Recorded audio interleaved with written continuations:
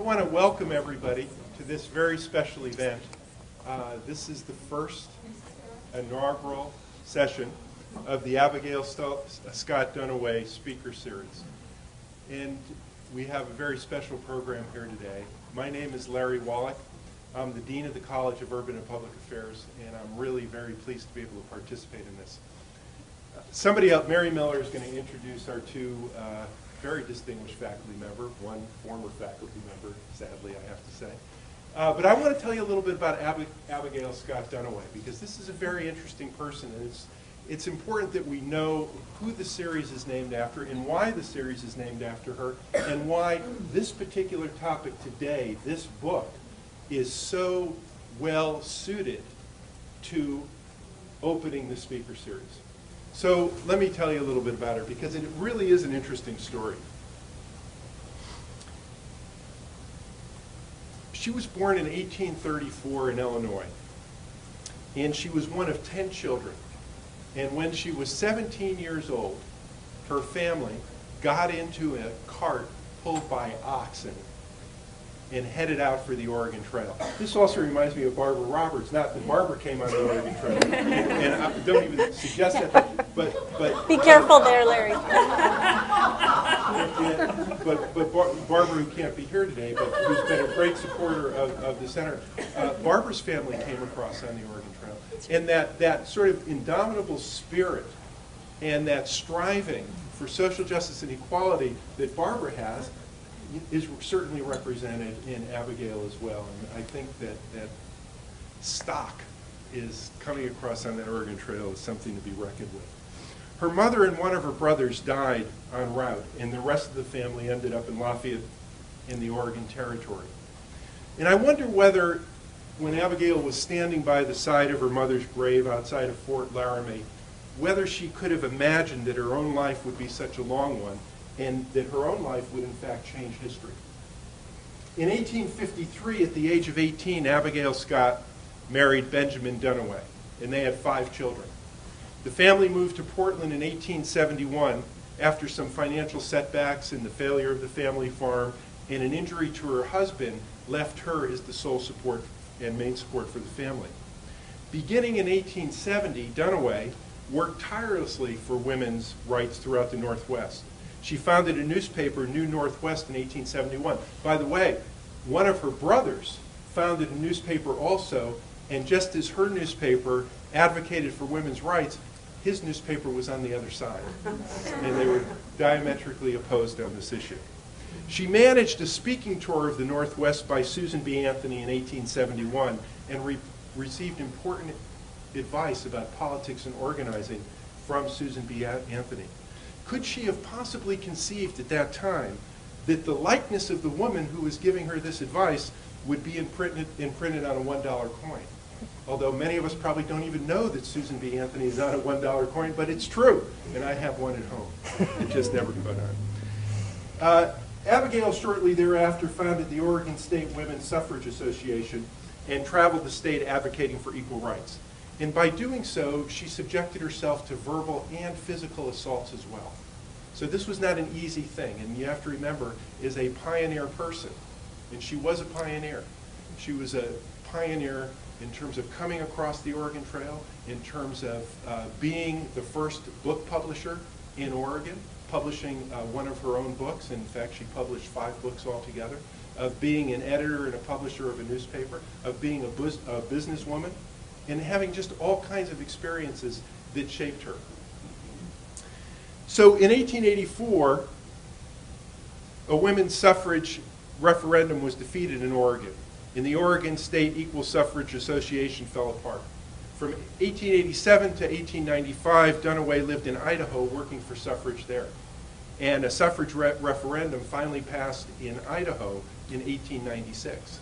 Subsequently, suffrage passed in Washington State in 1910. Oregon was lagging behind. Duniway returned to Oregon and revived the Suffrage Association and began another publication, the Pacific Empire newspaper. The Empire advocated for women's rights just like the previous newspaper called New West had done. In 1905, Duniway published a novel, From the West to the West, with the main character moving from Illinois to Oregon. Another women's suffrage referendum had failed in Oregon in 1900, and the National American Women's Suffrage Association organized a suffrage referendum campaign in Oregon for 1906, and Duniway left the state suffrage organization and did not participate in that one, and the 1906 referendum failed as well. Duniway then returned to the fight, organized new referenda in 1908 and 1910, both of which failed, and this tells you something about the perseverance that she had and the deep depth with which she was committed to this. But in 1912, there was yet another referendum, and although Duniway's health was failing and she was in a wheelchair, she was able to participate somewhat, and in fact, the 1912 one passed. And when that 1912 referendum finally succeeded in granting women the full franchise, the governor asked Duniway to write the proclamation in recognition of her long role in the struggle. Duniway was the first woman in her county to register to vote, and is credited with being the first woman in the state to actually vote. Abigail Scott Duniway completed and published her autobiography, which was called Pathbreaking, and you can see why, in 1914, and she died the following year.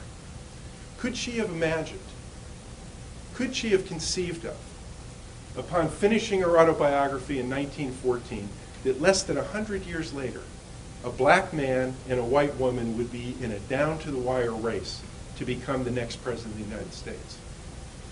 I think she could. Not only did I think she could have, I think she must have, and that she did. Because otherwise, what could have motivated her to dedicate her life to the kind of equality that would make such a thing possible? She would have had to have had a vision where she could have conceived of the kinds of things that we today take for granted. Well, I'm very pleased.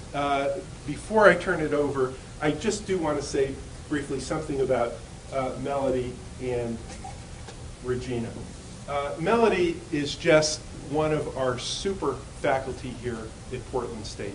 She just is one of the best at balancing scholarship, service to the community, service to the profession, and teaching, and keeping it all together. And it's not like she meets the criteria. She is just far beyond what most other people do, and certainly second to none in the university. And as dean of the college, I love Melody because she just makes me look good, and she gives me so much to talk about and so much to be proud of. And I am grateful to Melody for that. Also, Regina, who came here about the same time I did, and then left. And when she left, she really did leave a hole in many of us. But Regina is just one of the best colleagues that I've ever had. And I did have the opportunity, before she left, Regina and I published a paper together. And it was, my background's public health, she's political science. It was published in the American Journal of Public Health. And I say this all the time, it is the best paper I have ever published. It has gotten the most response, and I think had the greatest impact. And it was because Regina had the persistence of Abigail Scott Duniway, really, in pushing me to keep going with this. So I'm just so pleased, Regina, that you're back. Melody, I'm so pleased that you're here and hopefully not going anywhere. Maybe one day we can get Regina back. And now I want to ask Mary Miller, who is the vice chair of the Center for Women, Politics, and Policy. And I want to thank you, and by the way, I want to thank all the board members who are here and all the other people who have supported the center. And I want to recognize Secretary of State Kate Brown. I want to recognize former legislator Jane Cease, and I'm probably missing some other people, but it's people like you who have excelled in public life and then have come back in support. Am I missing somebody else, Jane? You? Betty. Oh, and Jewel Lansing. Jewel Lansing is here as well. And I just want to, now I'm in trouble. Okay. But I just want to thank you all. And I think what we're going to hear today is a testament not only to the people who have recorded it and who have carried on the struggle, but those of you who have been in the struggle for so long. So thank you very much.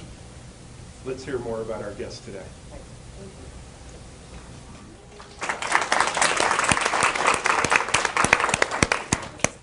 right height. I'm a little shorter than you are, but I think this works. Well, thank you for all the thank yous, Dean Wallach. We, on behalf of the board and the alum and the program participants and donors, we do want to sincerely thank you for all the support that you've given to the Center for Women, Politics, and Policy. We couldn't have achieved what we have in such a short time without your dedication, and for that we are very, very grateful. Welcome to the first of many Abigail Scott Duniway series we hope to have. Thank you so much for joining us today. This is a moment we've been waiting for quite some time, and it's a perfect addition to the components of the center that currently serve the community. As Dr. Rose told me yesterday, it's something that academic centers do. It's presenting research to the public, sharing knowledge, and encouraging our city to interface with our university. And so it's our hope that this is a regular event that provides many perspectives, and some speakers will be academic, and others will be experts on domestic and international issues in the future. And we hope to bring in some political actors as well. So stay tuned. This will be a great event today, and the future ones will be equally exciting. Dean Wallach did a fantastic job giving a historic overview of Abigail Scott Duniway. I do have a hard time listening sometimes, and I'm not sure if you did cover this one point, but one thing I found particularly interesting in learning about her was that I think she did run for president at one point, but she did not receive her party's nomination. So what a fitting topic that we have for today and this speaker. And I do want to talk a little bit about history briefly, but more in the 1970s. As I was preparing for today, I was listening to an album, and I was wondering if some of you know what it is. Have any of you heard Free to Be You and Me? Yes. Raise your hands. Oh, I hope a lot. Okay, so I was listening to it with my daughter, and I wanted to read just real briefly a couple lyrics that I thought were very telling. Marlo Thomas, as many of you know, was called That Girl way back when, and she was really concerned about genders and stereotypes that were in children's songs and books at the time. So she and I can't recall who wrote this book or the song. It was called Parents Are People, but there's a lyric in here that says, some mommies are ranchers or poetry makers or doctors or teachers or cleaners or bakers. Some mommies drive taxis or sing on TV. Yeah, mommies can be almost anything they want to be. You all know the song? So no mention of running for president, and I thought this was such a forward-thinking album at the time.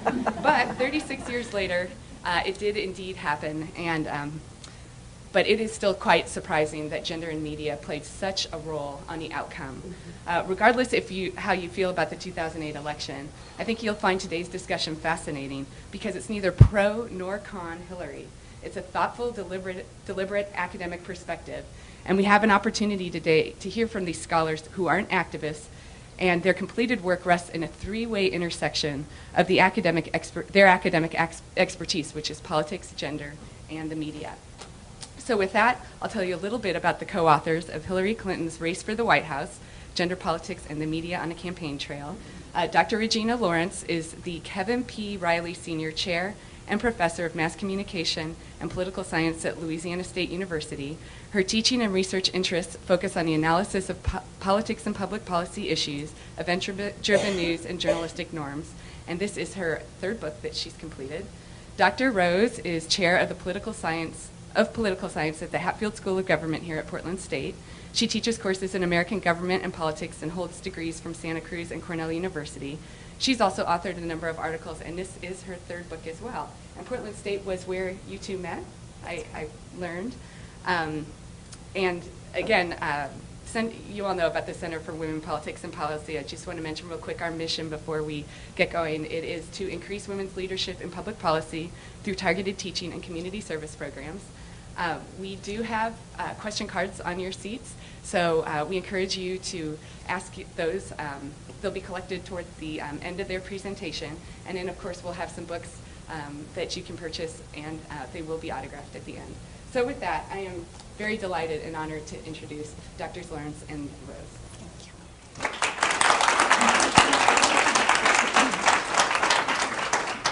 thank you all so much for being here. It's very nice to look out on a sea of friendly faces.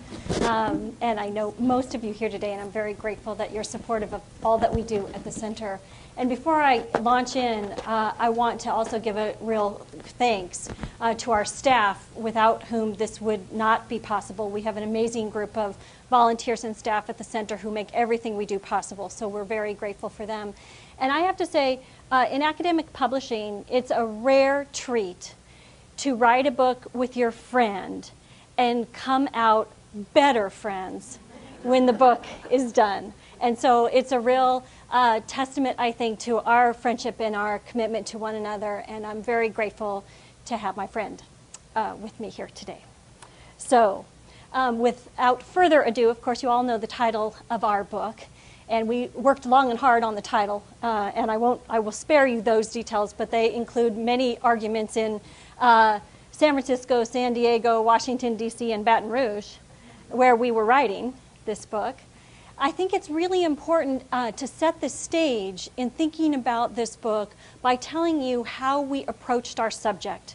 And I want to spend a moment on that precisely because our subject matter is so controversial and so loaded in a sense, right? Nobody comes to the title of our book without expectations. Nobody comes to the title of our book without assumptions about our positionality on the race, about whether we had a dog in the fight. And we do talk a little bit about this in the preface to the book, about how we were positioned as we approached our subject matter. But as a scholarly matter, we were very careful in all that we did to consider all of the things that contributed to the outcome of the 2008 Democratic primary process. And you see, in a very simplistic way, but I think a way that captures our thinking in this Venn diagram, we were very careful that we would look at gender stereotypes, of course, but that we were also considerate in looking at all of the evidence of what affected this race to consider the way in which the media's own professional norms and routines contributed to the way that the race was covered and to some degree to the outcome of that race. And finally, we cannot miss the fact that the specific players in this campaign made a difference, that it was not an insignificant race in so many ways, and we have to acknowledge in our analysis all of the ways in which the candidate and her entire context affect the way in which she performed and the way in which she was received. Now, all of that being said, I think it's a fair thing to suggest that the presidency is a masculinized institution. In fact, I would dare go farther than that to say that it may be the most macho job on the planet. So I think even though we take a very balanced view in the way we look at the evidence and scrutinize that in a very scholarly, balanced way, I think we would be remiss if we didn't acknowledge the fact that this is a hyper-masculinized role, and that creates a certain context in which women must run that we have to acknowledge. And within that, of course, we can think about a couple of anecdotal pieces of evidence. One is that the whole image of the commander-in-chief is a very masculinized image, right? It's a tough guy image.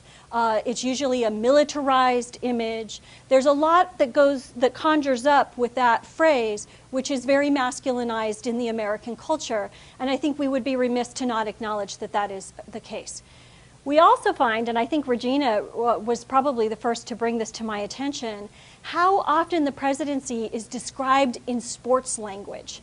Now just think back to the race, and this applies to all of the candidates who were running for this office. So much of the time, the race is characterized in terms of moving the ball down the field, or what are some of the other things, Regina? Boxing, right? Getting on the gloves. Note, none of the sports are feminine sports. We don't talk about women's volleyball in presidential elections. We don't talk about ballet in presidential elections. So not only do we have a sports mentality about the presidency and the campaign for the presidency, the sports that are often chosen in media framing of the U.S. presidency are the most masculinized sports that we could select from. And then, of course, we have to acknowledge the fact that the office is masculinized by definition because no woman has ever occupied it.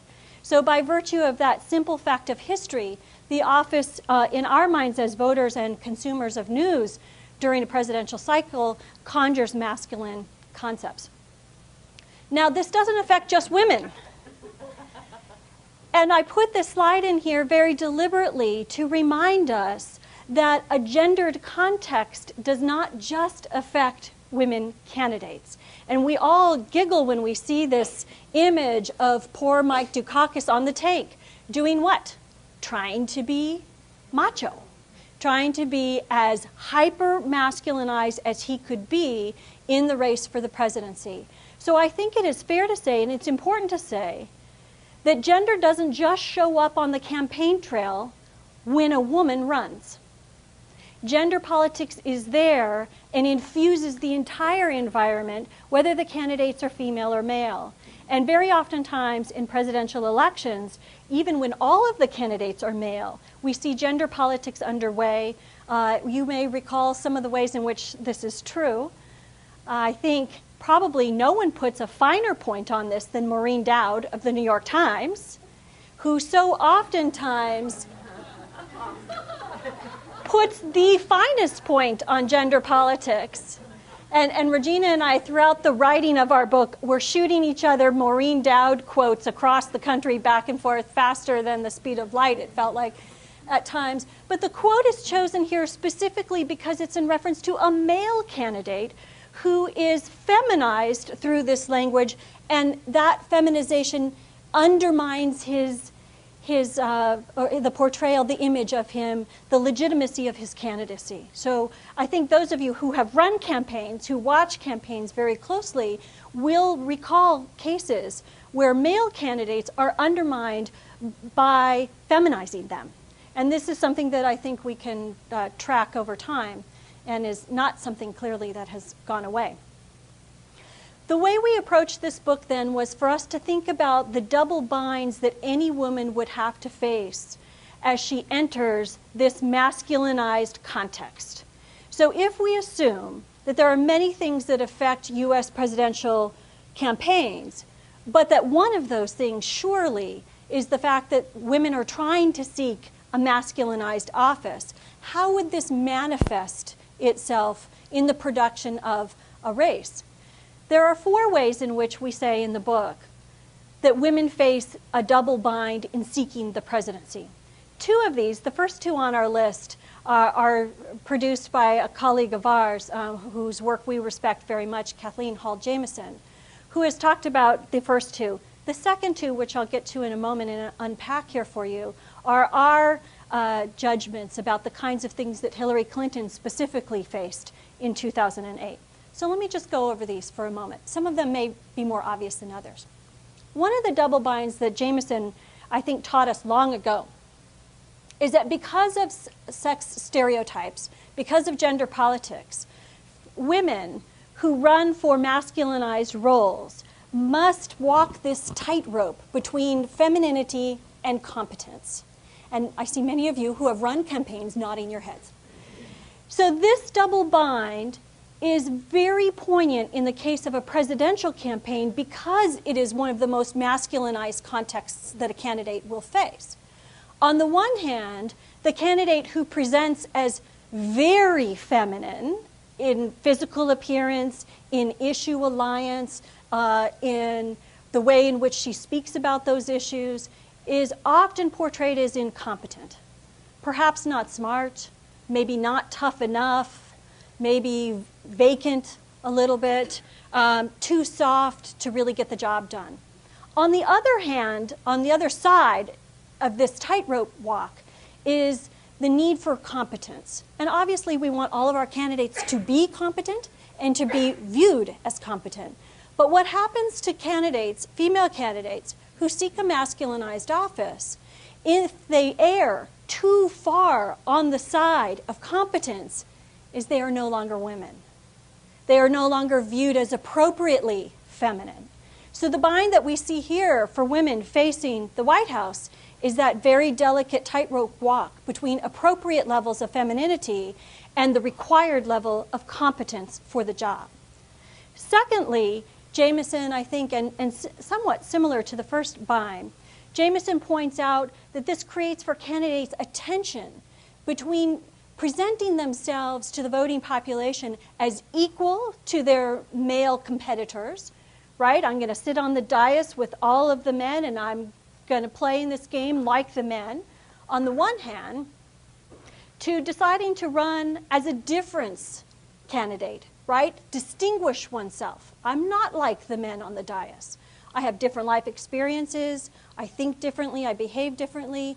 That, too, can become quite a double bind, and one that we see in the case of Clinton. The last two are binds that we identified in looking specifically at the candidacy of Hillary Clinton.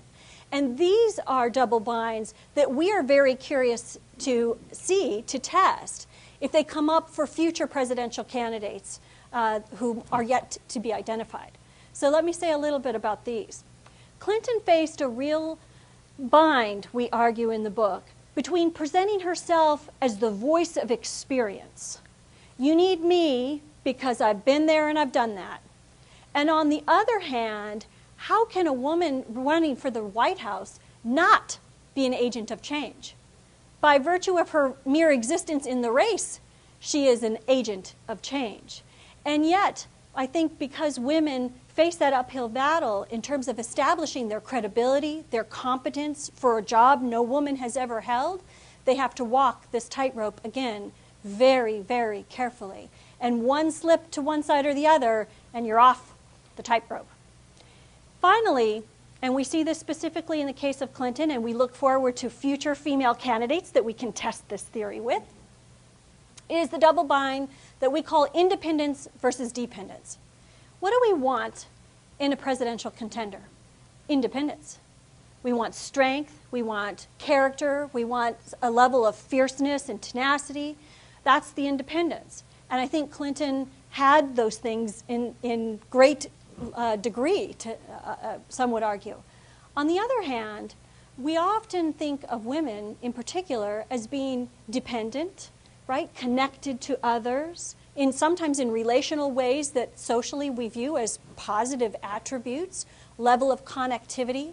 In the case of Hillary Clinton, who happened to be connected to someone who had been president before, this notion of dependence conjured very particular liabilities for her.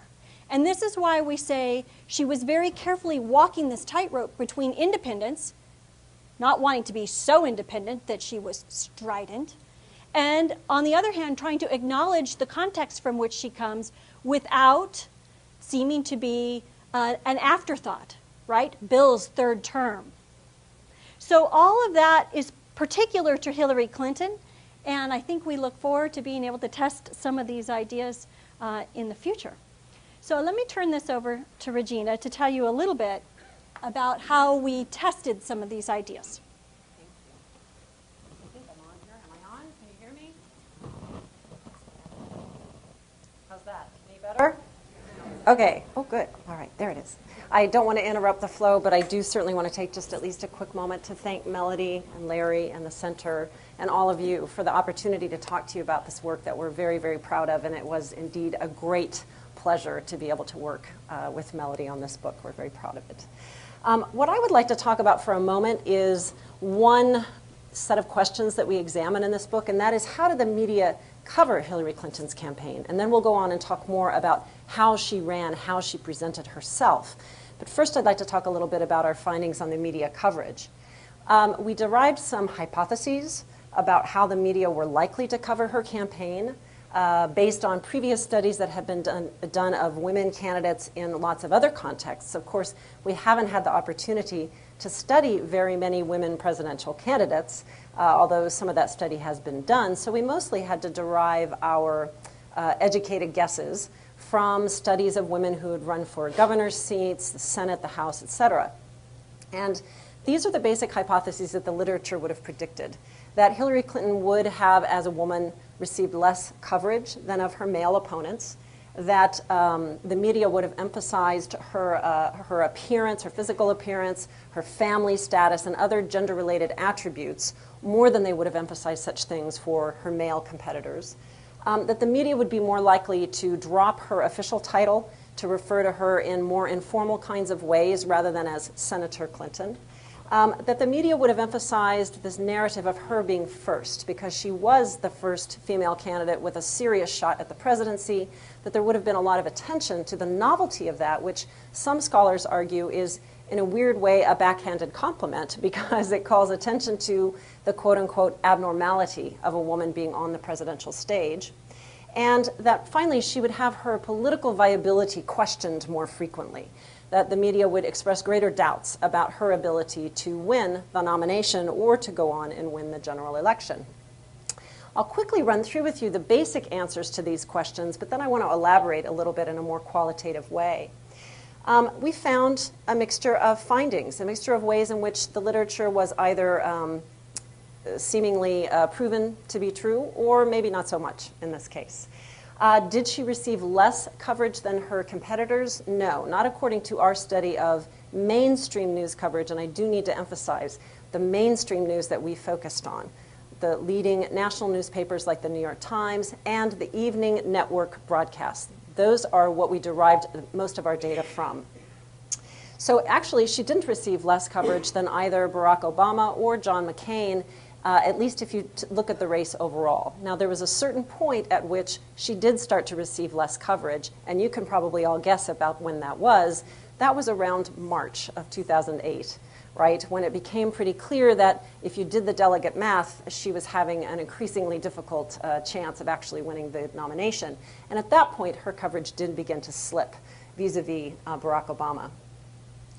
Did the media emphasize her appearance? Actually, other scholars have begun to examine this as well, and I think we're all concurring that no, not overly much. In fact, it looks as though in this way, the media did focus less on her physical characteristics, her manner of dressing. They didn't even focus as much on her hairdo as they had done in the past when she was in the White House. But in another sense, they paid quite a lot of attention to her family status, if you will, but that's for a very understandable reason. She's married to a former president who, of course, was a major force in her campaign and ended up being a major newsmaker, for better or for worse, in his own right during her campaign.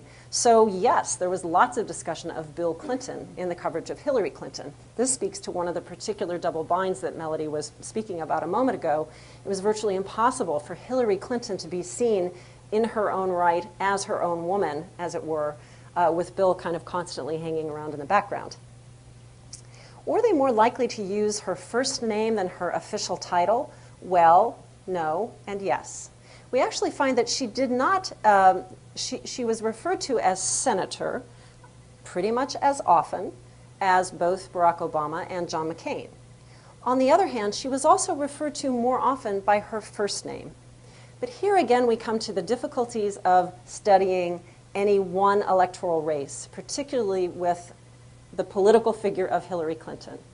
We all, I think, have been in the habit of referring to Senator Clinton and now Secretary of State Hillary Clinton as Hillary for a long time. And as a matter of fact, as you know, her campaign they made a decision to run her as Hillary. And that was made apparently for a couple of reasons. One was to humanize her more because the general feeling about her was that she had trouble sometimes showing a more human and personable side, especially to very large audiences. And also, again, to distinguish her from Bill. This is Hillary Clinton who's running this time, not Bill. So the campaign made the choice, and you probably remember, and perhaps some of you have displayed, the Hillary lawn signs, etc. So in other words, the literature didn't hold up in this particular case. There's a very good set of reasons why the media may have referred to her more often by her first name. Are we comfortable with that? That's still a very interesting and lively question. Was that a good choice for Hillary Clinton to make? That's certainly something we could discuss. We did find some evidence that there was some emphasis on her novelty as the first female candidate with a serious shot at the White House. However, I think one of the more interesting findings of our book is the degree to which the Hillary Clinton campaign itself de-emphasized at many turns her historic candidacy. There were opportunities that the Clinton campaign had to actually make it more clear that Hillary Clinton was indeed the first woman who might occupy the White House. And in fact, for a variety of reasons that we'll discuss in a few minutes, the campaign backed away from that at different points during the campaign. So we find that the media did not focus as much as you might have expected on the historic nature of this candidacy. Often, in fact, we found that when there were references to historic candidacy, those phrases were often in conjunction with Barack Obama. So those two candidacies got linked together. What a historic campaign, because we have a woman and an African American contending for the nomination. But what didn't happen nearly as often was a discussion, a recognition of the amazingly historic nature of her win, for example, in New Hampshire, which really didn't get very much discussion. Certainly nothing like the discussion that was focused on Barack Obama's win in Iowa, which was, of course, historic in its own right. Finally, was her viability talked about more? Again, yes and no, and it's mixed. And part of the reason that it's mixed, and here's something that we really need to touch on for just a moment, I come to this study as a scholar of the media, first and foremost. And so my expectation going into this project was that we would see a lot of what we call the horse race coverage, where the media focus much less on the substantive policy issues that the candidates might be discussing. And they focus much more on the who's up and who's down. Who's pulling ahead, who's pulling behind, what are the strategies and tactics that they're using, why are they falling behind with voters, et cetera. And indeed, we found that in greater amounts in this election than in any previous election as best we can tell. And those findings have also been verified, I think, by the Project for Excellence in Journalism, which has done similar comparisons. We had unprecedented levels of horse race coverage in the 2008 nominating race. So what that meant was that, yes, indeed, there was a lot of discussion of Hillary Clinton's political viability. And it did, because of the dynamics of the campaign, focus more often on her than on Barack Obama. Again, because at a certain point in the campaign, his viability, his continued viability was more or less assured, and hers was very much in doubt. So we did find a lot of discussion of that, but for some rather well-grounded reasons. Let me just to give you a flavor of some of the analyses that we did. This is a very simplified rendering of the amount of negative coverage of Hillary Clinton, who's displayed with the red line, versus Barack Obama, that's the yellow line, and John McCain. We wanted to really bring in the competitor from the other side of the aisle to present a more balanced analysis. This is really based on whether an individual news article had any negative discussion of the campaign of the candidate. And what you can see here is that Hillary Clinton's coverage is significantly more negative. And I can tell you, based on our statistical analyses, that these differences are statistically significant, not just on their face significant. She gets significantly more negative coverage throughout most of the campaign. When does that drop off? It drops off in May, when it's virtually assured at that point that she's not really a viable contender for the nomination anymore. And of course, she then formally withdraws from the race early in June. That's just one piece of evidence to suggest that she did come in for much more negative criticism and coverage than the other candidates in the race. Now, again, we turn to Maureen Dowd, such a great exemplar of the kind of some of the sort of snarky commentary that we did find in the mainstream media, which is nothing compared to the commentary one could find on the internet or even hear in cable news, political talk radio. Why this quote, I'll let you read it for yourselves, but why this quote is very interesting to us is it really captures, I think, the outcome of these double binds that Hillary Clinton faced. It really captures the difficulty that she had in striking just the correct balance in all of these double binds, that she was perceived as being Sybil, perceived as being schizophrenic, perceived as being manic depressive, perceived as being on some days too emotional, on some days, too tight-lipped, too, held in, etc. And this, we think, really gets at some of the difficulties that she faced as a candidate. So I'm going to let Melody talk then for a few minutes about how Hillary Clinton did position herself in the race. This is the other side of the coin, of course. We can talk about how the media covered her, but what is also interesting to us is how did she run? How did she choose to present herself to the public? And within that, we have to appreciate that she had to make decisions, she and her campaigns had to make decisions about how to present her as a female contender for an office that no woman has ever held. So within this context, we expected that a woman would run for this office emphasizing her experience, her credentials, and her policy positions to some degree to overcome stereotypes that we've already talked about here. So that would certainly be our expectation.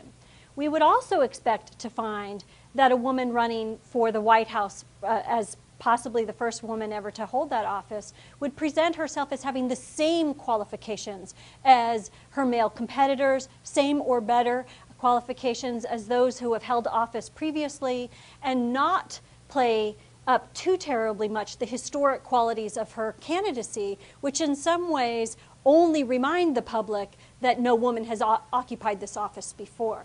And then finally, and this is a fine point, I think, but it goes to some of the visual messaging that we would expect a female candidate for this office to present.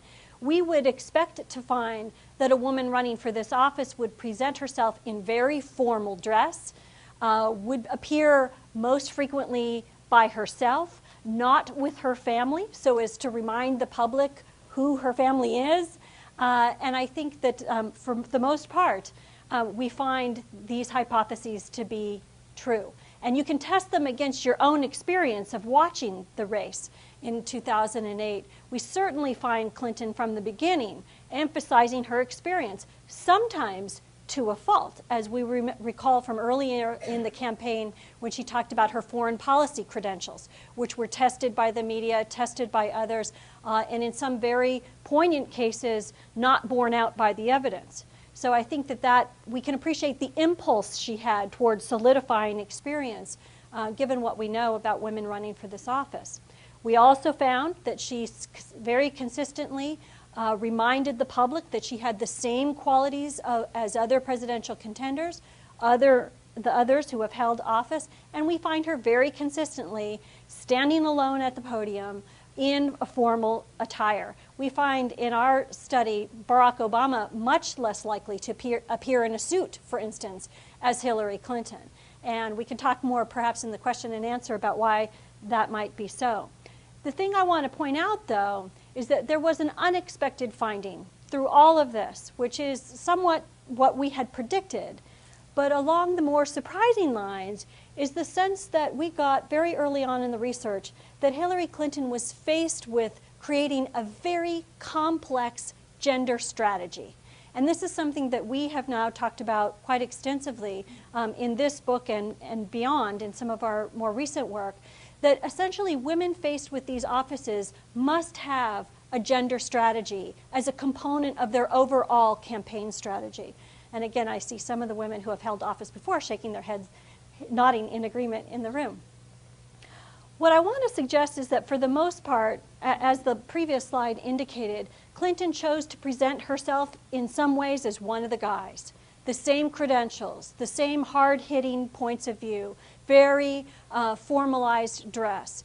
But we also all know, having lived through this campaign, that there were exceptions to that rule, really significant exceptions to that rule that we must remind ourselves of.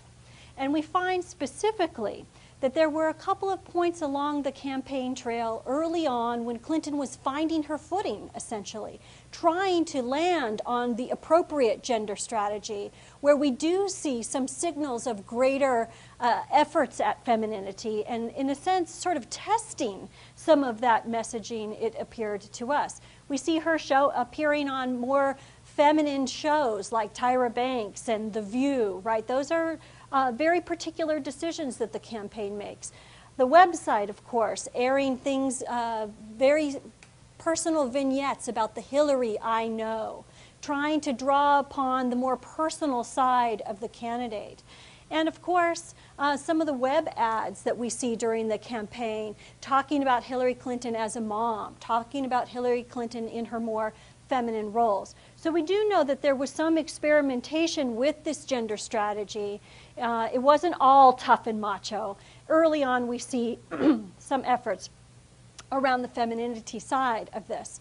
Now, this draws us to what I would refer to as Clinton's testosterone blitzkrieg, which happened in March, we like to recall Manly March, because there was and you will remember the time in which the time of the campaign. March was a very difficult point in the nominating campaign. Clinton was losing her footing, and we see the campaign make multiple, very almost aggressively masculinized messages throughout the course of this month. And these are some of the most blatant examples. We have others in the book, but you can see here, and each of these individuals who are quoted for you here is basically a surrogate for the campaign. So each of these individuals is speaking on behalf of or as part of the campaign. And the effort really feels here in March like a very powerful last-ditch effort to establish the manly equality qualities of the candidate. With that, I'd like to show you, I think in the interest of time, perhaps just one advertisement so that I can give you a sense of what we're talking about. And we all saw these ads. There are many. We had a hard time choosing. I'm going to just show you the Presence ad, I think. The Presence ad, you will recall, I hope, is from the holiday period. And it displays some of the choices that we would have predicted the candidate to make. Now watch all the visual cues.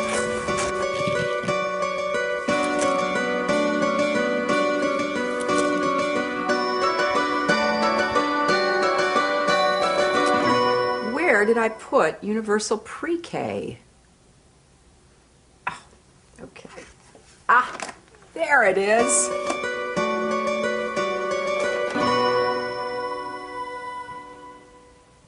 I'm Hillary Clinton, and I approve this message.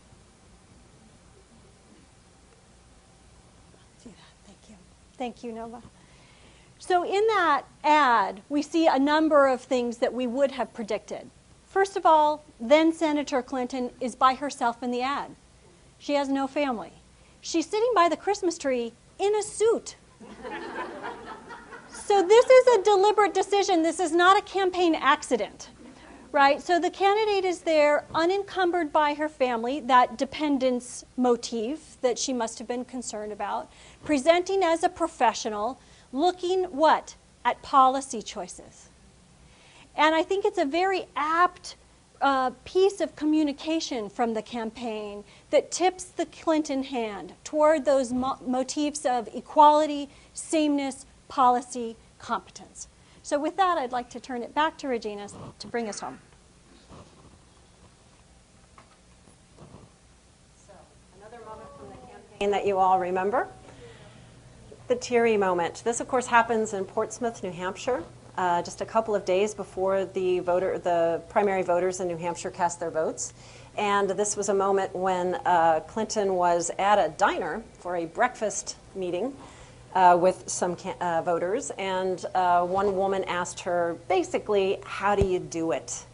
How do you keep up with this hectic campaign schedule and manage to sort of get yourself out on the campaign trail in the morning? Oh my goodness, what did I do? Not sure. I'm sorry, thank you once again. How do you do it? And her response was so interesting, of course, because she says, well, it's not easy. It's not easy. And then as she talks about some of the difficulties, you may recall, her eyes get a little misty. There were no tears actually flowed, but this moment got an inordinate amount of attention, didn't it?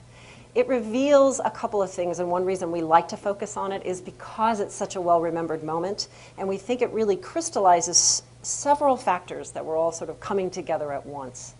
One was, of course, the basic gender stereotyping that was just sort of ripe here in this moment. That it was very easy to look at this moment and say, oh, well, there you go, see, she's a woman. And in fact, we opened this chapter of our book with a quote from a reporter at the New York Times, an unnamed reporter who reportedly looked at that moment and said, we're at war. Is this how she's going to respond to Kim Jong-il? You know, is this how she's going to deal with foreign leaders in a crisis? So that gender stereotype stuff was definitely there, just under the surface. At the same time, this became a huge media moment, almost gender aside, for some very predictable reasons. And that is that the media do tend to focus in very heavily on these defining moments from a campaign, like Michael Dukakis on the tank, like lots of other moments that we can all recall, the Howard Dean scream, for example, moments that kind of take on inordinate attention. They carry inordinate weight in the campaign discourse. So in a sense, almost putting gender aside, this was a guaranteed media moment. But of course, you can't really put gender aside. It's a guaranteed media moment in part because it evokes, Patricia Schroeder, for example, when she decided to fold her campaign for the Democratic nomination years before, had famously cried at the press conference making that announcement. The other factor I think that it reveals again is the particularities of Hillary Clinton. Going back to our Venn diagram, the fact that this was Hillary Clinton meant that this moment played out rather differently than it might have for other female candidates. What was Hillary Clinton's largest liability with the public? She wasn't often perceived as being very warm, very human. Where was the emotional, real, personable side of the candidate? Many reporters actually, if you will, liked this moment. And many voters apparently liked this moment as well. So this is where we think it's important to keep our eye not just on general gender stereotypes, they're certainly important, but also on the particular candidate. Because in a weird way, the teary moment helped her as much as it hurt her. At least it was certainly widely interpreted to have helped her to win the New Hampshire primary, which was an historic first for a woman to ever win a major party primary contest. Which brings us to Sarah Palin, or as it were, Tina Fey and Amy Poehler. How do we even begin to talk about Sarah Palin? We can only begin to scratch the surface, and perhaps there'll be some time during Q&A if you have more questions. But obviously, this notion of gender strategy opens up whole new lines of inquiry. And of course, 2008 was fascinating because it gave us the yin and yang of gender strategy, right? Hillary Clinton, with her emphasis mostly on sameness, equality, policy competence, and expertise, and Sarah Palin, with her beautiful legs, her high-heeled pumps, her beehive hairdo, and a very different way of communicating and presenting herself, right? Not to mention doubts about her policy expertise, et cetera. So this, for us, is a very rich area of inquiry that I think in many ways is still playing out, right? What's going to become of Sarah Palin? Is she going to change any of that gender strategy, change any of that way of presenting herself to audiences in the future should she decide to run again for office? So we're happy to answer any questions that you might have about that. Let's just consider for a moment, I think, a very apt observation by one reporter who said, Senator Clinton is a politician who also happens to be a wife and a mother. Ms. Palin is a wife and mother who also happens to be a politician, which kind of captures, again, some of the delicate balancing act that women in the political field have to undertake. We have a variety of other quotes here that kind of capture, we think, some of the complexities swirling around Hillary Clinton versus Sarah Palin. Of course, Palin was rather famous for saying, among other things, the heels are on, the gloves are off. I think a very telling statement. She pulls upon that masculinized sports imagery and at the same time brings in a highly, if you will, feminized version of that to say, I'm putting on my high heels and I'm taking off my gloves and I'm going to get into this battle. We also particularly like the comment by David Carr of the New York Times that she's a Rachel Ray with a 4x4 who can not only make a meal in under 30 minutes, but hunt and kill the main course. There's something interesting about Sarah Palin because she's good with a gun, right? And she kind of doesn't mind being displayed in that way. Well, of course, one thing that opens up here that we can only begin to scratch the surface of is the differences that are available to women based both on party and on the office that they seek. Are there gender strategies available to Republican women that are not available to Democratic women candidates, for example? Aren't there huge differences between seeking the vice presidency, which is very much seen as a running mate, a supportive role, and seeking the seat of power itself in the White House? Lots of interesting material there for us to mine. We would just leave you then with this observation by Gail Sheehy, who followed the 2008 campaign very closely. And I think she really captured the dilemma for the Clinton campaign very concisely. No one knew how to run a woman as leader of the free world. It hadn't really been done to this level before. And I think what we've tried to help us appreciate is the many complexities in that, the very complex challenges that faced the Clinton campaign, and indeed the complexities that faced the media in trying to sort out and make sense of that campaign. So with that, we'd like to Mary, begin taking your questions. take some questions. Thank you. Nova can collect any questions that you may have. We have cards for you, or if you're more comfortable with raising your hand and posing questions, you can do that as well. I know this stirred up a lot of emotion in some of us. I mean, it certainly did for me, and I think this speaker series really epitomizes what the center is all about, where it's a very neutral, academic conversation, but no matter what side of the aisle you're on, it just brings back a lot of memories, which I think is interesting. So we have taping, so if there are questions, Oh. yeah, it's just bring the mic up. Oh, okay, great. Thanks for bringing that up. I guess we'll just start with reading these off, and then if some would like to come forward, or we can bring the microphone to you, we can do both. So let's see. We've got 1, 2, 3, 4, 5, 6.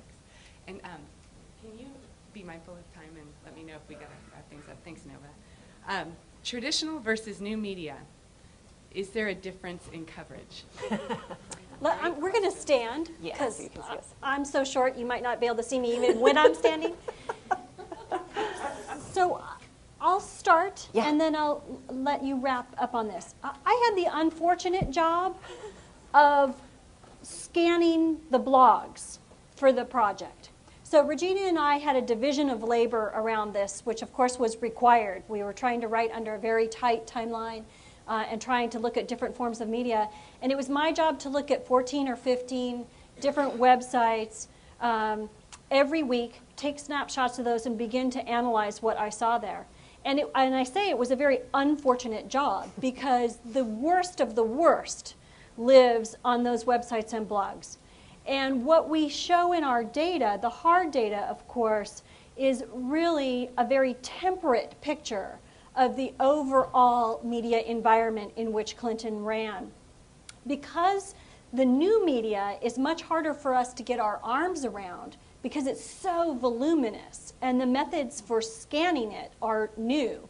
Our data there are not as systemic, but I will say that really the ugliest things we saw were in the new media formats. And perhaps, I'm not sure if this is good news or bad news, but much of the ugliest language we saw in the new media did not bubble its way up into traditional media sources. And I'll give you a local example of that, if you don't mind, Regina. Some of you who worked on the Clinton campaign, and I know there are some of you here, may recall that there was a group in opposition to Clinton, which called themselves Citizens United, Not Timid. And I'll let you sit with the acronym. Citizens United had a very powerful internet presence in opposition to the Clinton campaign. And when I was interviewed early on in our research process by the Oregonian to talk about the kinds of sexism that we were seeing in different forms of media, I shared this story with the reporter who simply said, I can't report that. It just won't get past my editors.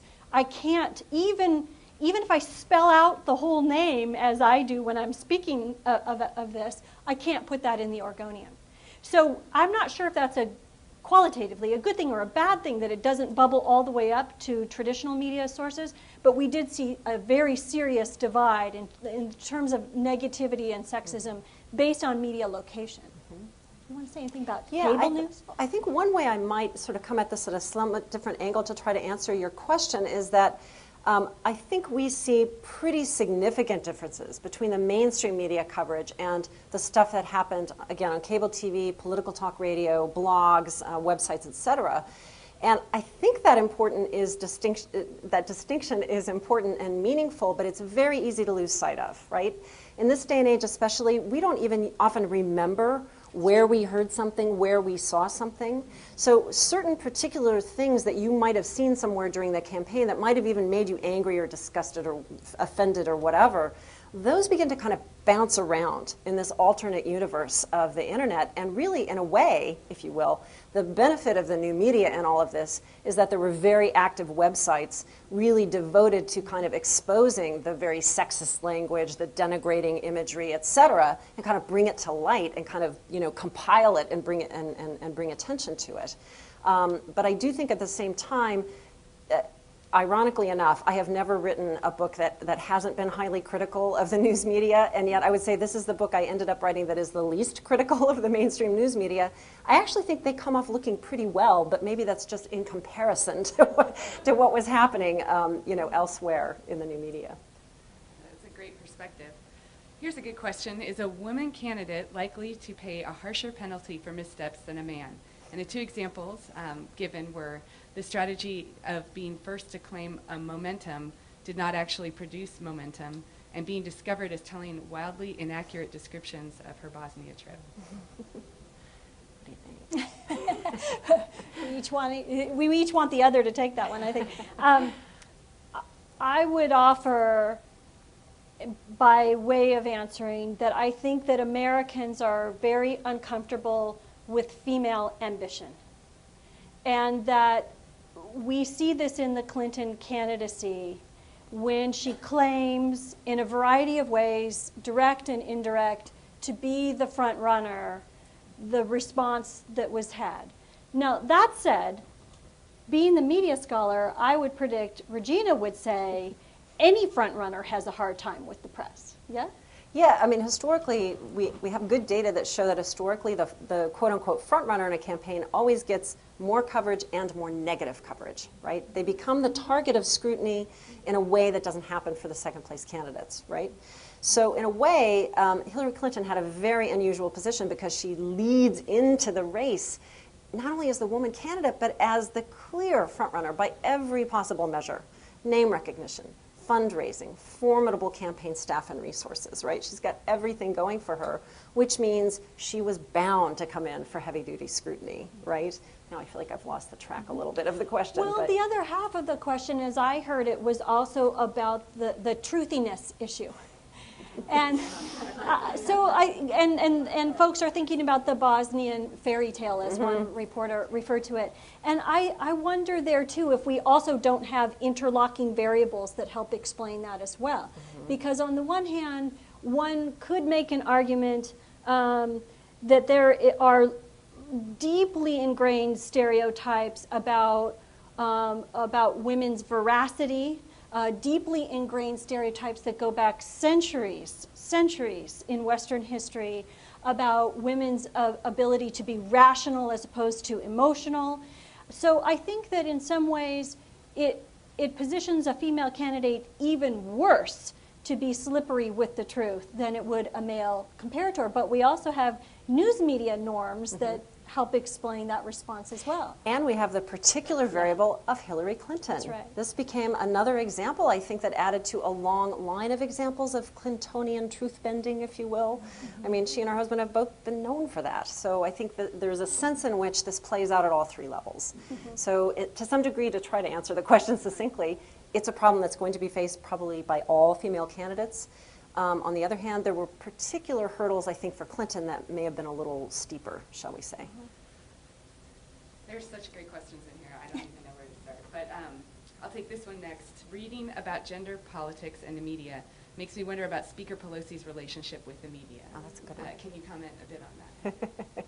Well, I mean, she's a very interesting figure, isn't she? I mean, speaking of gender strategy, there's an interesting person who really hasn't lost the trappings of femininity. She has openly presented herself as a grandmother, for example, and looks always very nice in her pearls and her suits, et cetera, and has a very, in a way, very feminine way about her, even though she's known to be tough as nails, right?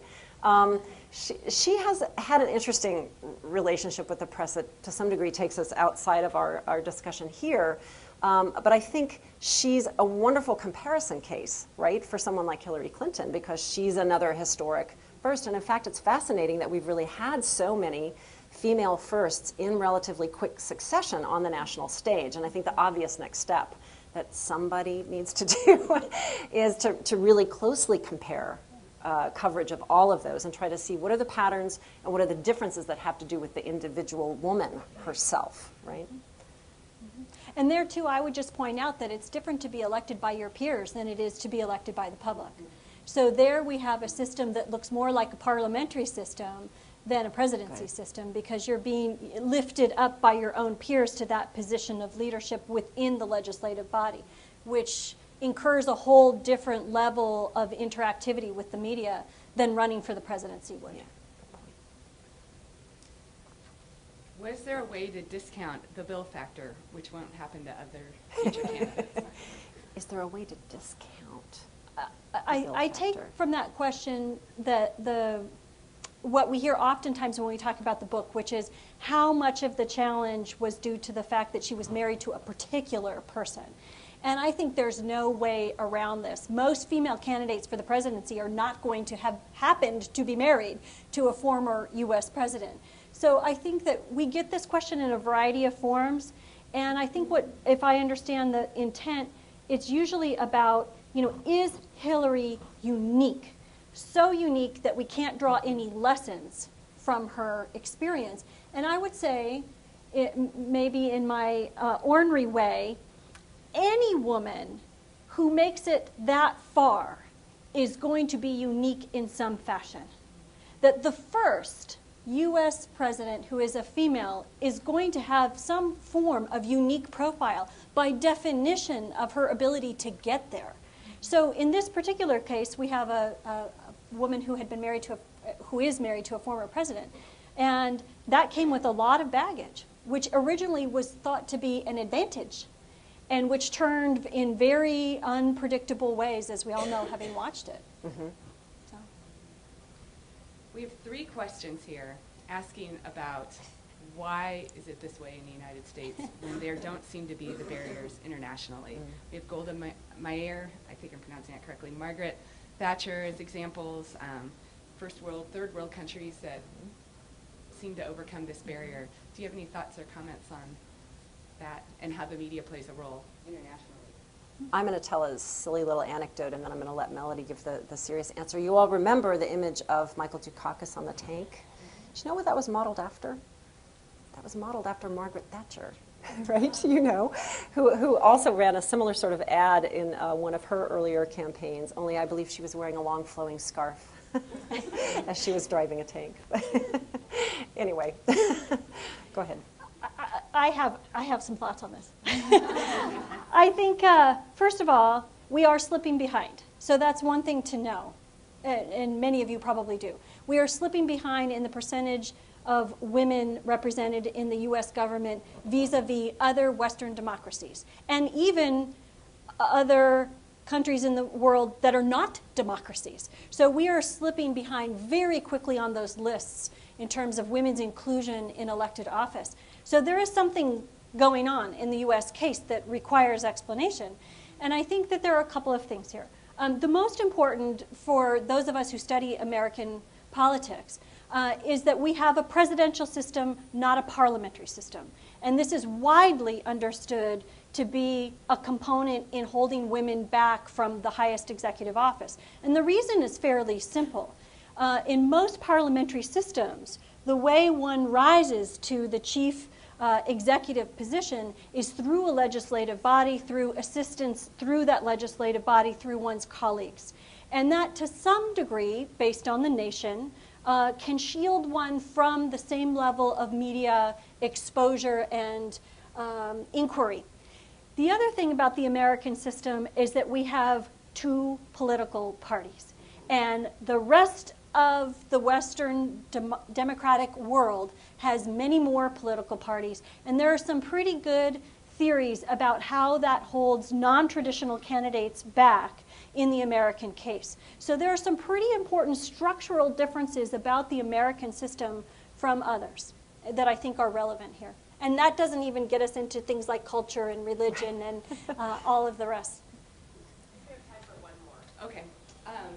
Should we open it up to anyone who wants to raise their hand with a question? Would you like the microphone?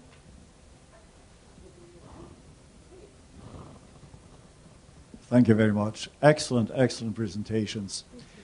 Two very quick questions. One of them is, there seems to be an independent variable missing, and that is that Hillary Clinton was running against Barack Obama, who ran an exceptional campaign. Had Obama deferred until 2012, for example, Clinton probably would have been the clear forerunner, and if so, would her campaign not have been different? Would it not have been organized differently and presented differently? And the second comment I'm required to make because of my position, and that is that in the Muslim world, 3 women have been elected as heads of state, and this is the sort of thing that runs contrary to stereotypes that we in the West have about the Muslim world. Thank you. I'd love to take a crack. I love the first question. Not that I don't like the second observation, but I love the first question that you asked because it's like the gorilla in the room here, right? That we were all sort of acknowledging. This was not just any old election.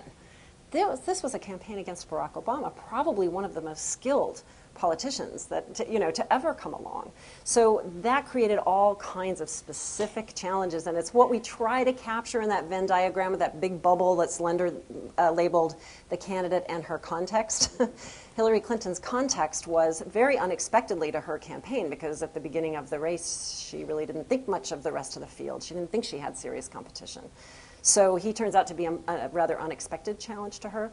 Great question. Would her campaign have been different? I guess I would hazard a guess that the testosterone blitzkrieg that we saw in March would have been unnecessary, because probably had Barack Obama not been in the race and just the rest of the Democratic field as it was, I think it's pretty clear she probably would have won the nomination and won it rather easily. I mean, these are dangerous predictions to make, but it's in the past, so I guess it's easier for me to say. So that means maybe that the really masculinized side of the message would not have been emphasized to the same degree, right? That's one possibility. Well, I would say too, and thank you, Dr. Bechtold, my colleague who studies Middle East politics. Thank you very much for the question. I think this too calls to mind the challenges we had in writing this book as the events were unfolding. And we had to account for Obama's candidacy in a way that we had not intended to need to account for it. And it was a great challenge methodologically for us, even substantively, because we had to gather data that we weren't expecting to have to gather. And it made for a rich conversation between Regina and me, because the other thing it inserts in this whole conversation that we haven't raised is the issue of race. And how would these issues of double binds for female candidates manifest differently for a woman of color? So that's another aspect of this that we have a great level of interest in. I think it's important to recognize that there were certain benefits to her because of her makeup, and that they can't go unsaid. So I think it's important what you've raised. We did try to accommodate that variable within the context bubble on the Venn diagram. Thank you. Perfect way to close. Well, I want to thank Drs. Lawrence and Dr. Rose for an engaging debate, or discussion, sorry. Nova has, on behalf of the center, we want to thank you both for being our inaugural speakers. Thank you.